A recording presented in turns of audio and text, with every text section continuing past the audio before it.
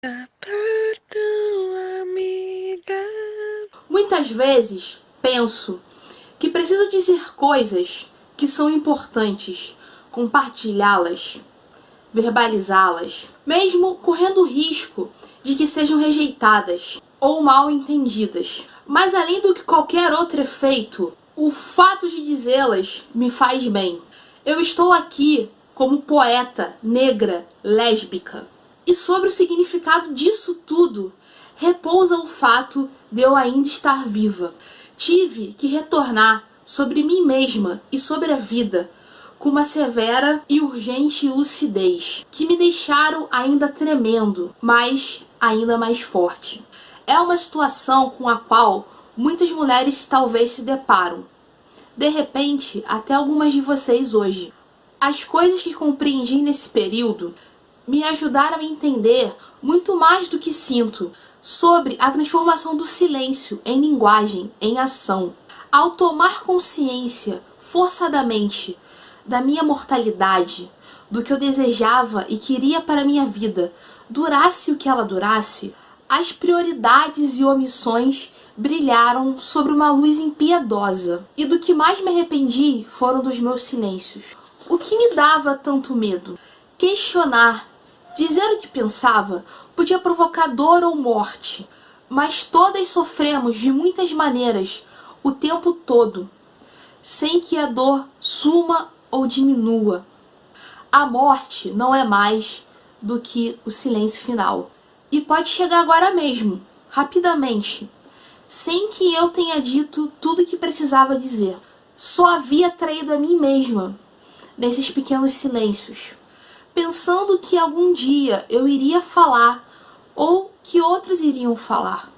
E comecei a perceber uma fonte de poder dentro de mim ao me dar conta que eu não devia ter medo, que a força estava em ver o medo de uma outra perspectiva. Meus silêncios não tinham me protegido, tampouco protegerá a vocês. Mas cada palavra que eu tinha dito, cada tentativa que tinha feito de falar as verdades, me aproximou de outras mulheres. E foi a preocupação e força dessas mulheres e o cuidado que me deu força para analisar e entender a essência da minha vida. As mulheres que me ajudaram durante essa etapa foram brancas e negras, jovens e idosas, lésbicas, bissexuais, transexuais, heterossexuais. Mas todas compartilhamos da tirania do silêncio. Todas elas me deram a força e a companhia que eu precisava, e sem elas eu não teria sobrevivido intacta. Que palavras ainda lhes faltam? O que necessitam dizer? Que tiranias vocês engolem todo dia e tentam torná-las suas, até asfixiar-se e morrer em silêncio?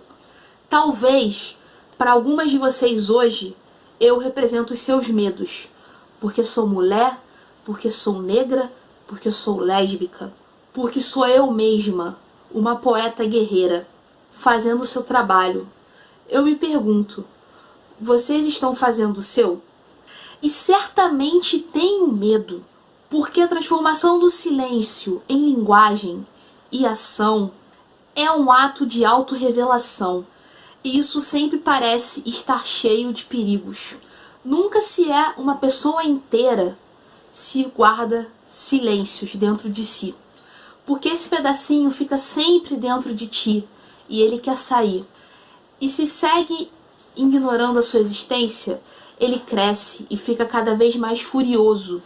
E se nunca deixa sair, um dia ele diz, basta, e te dá um soco dentro da boca. No silêncio, cada uma de nós desvia o olhar dos seus próprios medos. Medo do desprezo, da censura, do julgamento, do reconhecimento, do desafio, do aniquilamento. Mas antes de tudo, acredito que temos medo da visibilidade, sem a qual não podemos viver verdadeiramente.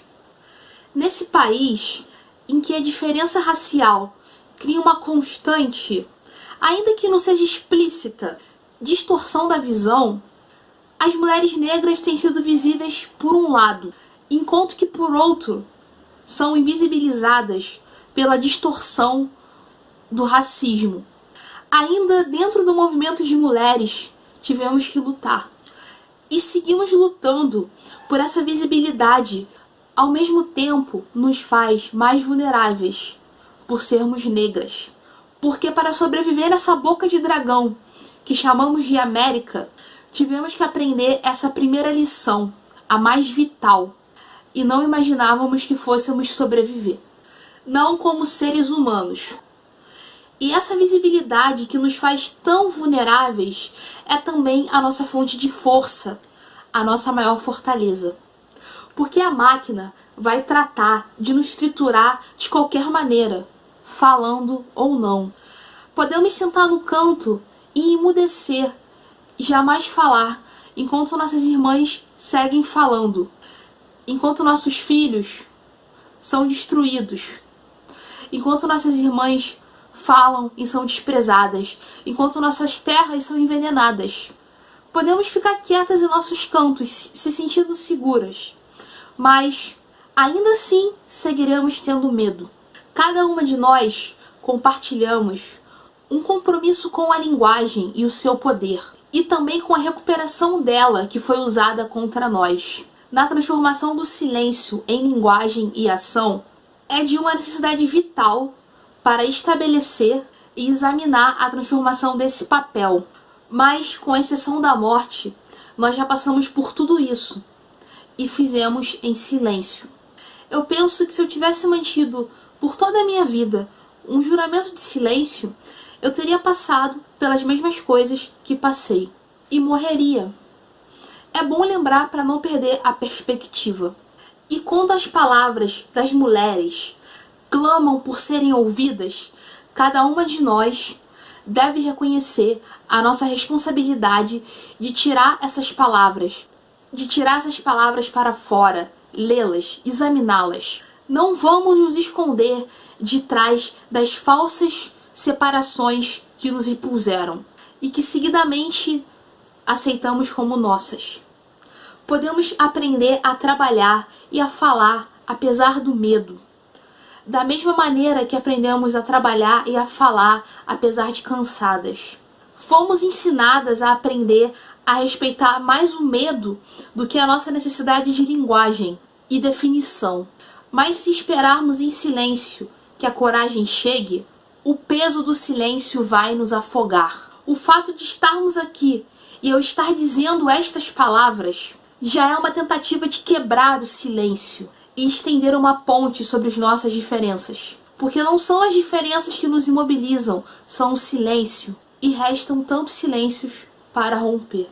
Fala de Audre Lorde no painel Lésbicas e Literatura, da Associação de Línguas Modernas, em 1977. Negra! Negra! Negra! Negra! Negra! Negra! Negra! Negra! ¿Soy acaso negra, me dije? Sí. ¿Qué cosa es ser negra?